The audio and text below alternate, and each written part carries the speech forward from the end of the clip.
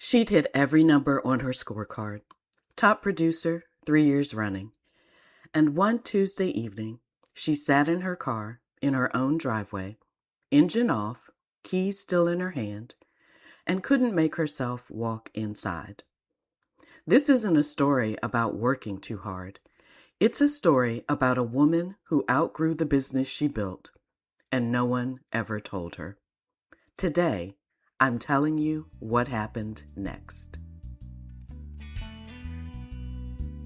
Are you a woman in real estate whose mind never stops, yet you still feel stuck? Do you struggle to unplug without guilt? Hi, I'm Lisa Fry, wife, mom, grandma, realtor for over 3 decades, and a certified life and business coach for women in real estate. I help high-achieving women build profitable, sustainable businesses without the burnout. If you're ready to trade overwhelm for clarity and create a business that honors your values and your life, you're in the right place. So take a deep breath, close those 12 browser tabs, and drop the hustle. It's time to experience balance as a woman in real estate. Before we dive in, a special message just for you. If you're a woman in real estate who's constantly on the go, long days, full calendar, always quote unquote on, you've probably told yourself that working harder will eventually make things easier. But the harder you push, the more drained you feel. When I started in real estate, I lived this. I worked 7 days a week, hit the goals, became a top producer, and one day I realized I'd missed an entire year of my family's life. That's not my definition of success. Because success that cost you your peace or the people you love isn't real success. You can build a thriving real estate business without burnout or sacrifice. That's why I offer a complimentary business reset consultation for experienced women in real estate who are ready to feel grounded and in control. Head to lisafrye.com/diagnostic. That's LESAFRYE.com/diagnostic to book your consultation today. You don't need to work harder. You need clarity and someone in your corner. Now, let's get to today's episode. Welcome back, my balanced business women. Pull up a chair. Today's story time. I want to tell you about one of my clients. I'll call her Diane. Some of this is her story. Some of it is mine from my own journey building this coaching business. Most of you listening will find yourselves somewhere in the middle of it, and that's exactly why I'm telling it this way today. Diane sold real estate for 22 years. When I met her, she was 58, a widow's daughter who'd learned to work hard before she ever learned to rest. And she was, by every external measure, exactly where she wanted to be. A top producer in her market, a team of 2 buyer's agents under her, a referral pipeline most agents would trade a limb for. And she sat in her car in her own driveway one Tuesday evening, engine off, keys in her lap, and she just couldn't make herself walk inside her house. Not because anything was wrong, because everything was quote unquote right. And she felt nothing. I want you to sit with that for a second, because I think a lot of you have had that driveway moment. Maybe not literally. Maybe yours was in the parking lot after a closing. Maybe yours was scrolling your CRM at 11 o'clock at night, staring at 40 follow-ups you knew you should do, and you just couldn't bring yourself to touch. Maybe yours is happening right now while you're driving to a showing, listening to this. Here's what Diane told me once she trusted me enough to say it out loud. She said, "I built this business when I was 36. I was hungry. I needed to prove something. To my ex-husband, to my mother, to myself. Every system I run was built by a woman who needed to prove she was enough. and I don't need to prove that anymore. But my business doesn't know that. It just keeps asking her to show up. And she's tired. She retired a long time ago, and no one told the business. I sat with that sentence for a long time after she said it. Nobody told the business. Because here's the thing nobody warns you about in this industry. Your business doesn't evolve just because you do. It runs on the systems, the habits, the hustle patterns, the identity you built it on. And if you don't consciously update those systems as you change, your business keeps demanding the woman you used to be, long after she's gone. That's the hidden cause of burnout I want to talk about today. Not overwork, not too many transactions, not a bad market. An identity mismatch. A gap between who you've become and who your business still thinks it needs. Let me walk you through how this actually happens, because it's sneaky. It doesn't happen in one dramatic moment. It happens in 1,000 small ones. Think back to whoever you were when you got your license or whenever you got serious about this business. For a lot of you, that was in your 30s, maybe your 40s. You were proving something. Maybe you were the primary income earner and terrified of failing. Maybe you were coming out of a divorce and needed to know you could stand on your own. Maybe you just wanted to matter outside of being someone's mom or wife. Whatever it was, that version of you built habits to survive. She answered every text within 5 minutes because she was afraid if she didn't, the client would call someone else. She skipped lunch because eating felt like time she hadn't earned. She said yes to every open house, every Sunday showing, every "can you just stop by?" because no meant risk. And risk felt like it might undo everything she'd fought for. Those habits worked. That's the trap. They weren't wrong. They built the business. Diane's hustle got her to the top of her market. Your hustle probably has gotten you somewhere real as well. But habits built out of fear don't come with an expiration date. They just keep running quietly in the background, even after that fear that created them is gone.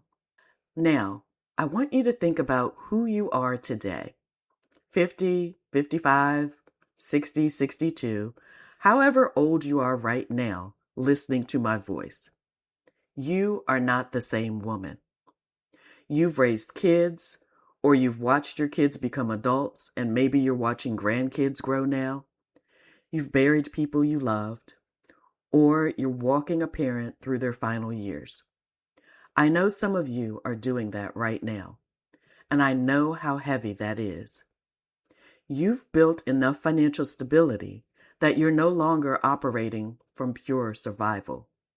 You know your worth doesn't depend on how fast you respond to a text at 9 p.m. And here's what no one tells you. That growth, that wisdom, that hard-won peace, it doesn't automatically update your business. Your CRM doesn't know you've changed. Your response time habits don't know you've changed.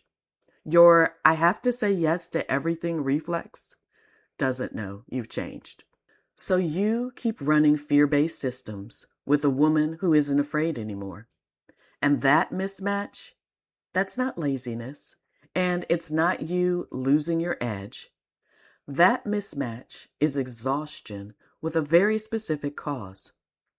You're spending enormous energy every single day, forcing yourself back into a version of you that no longer fits.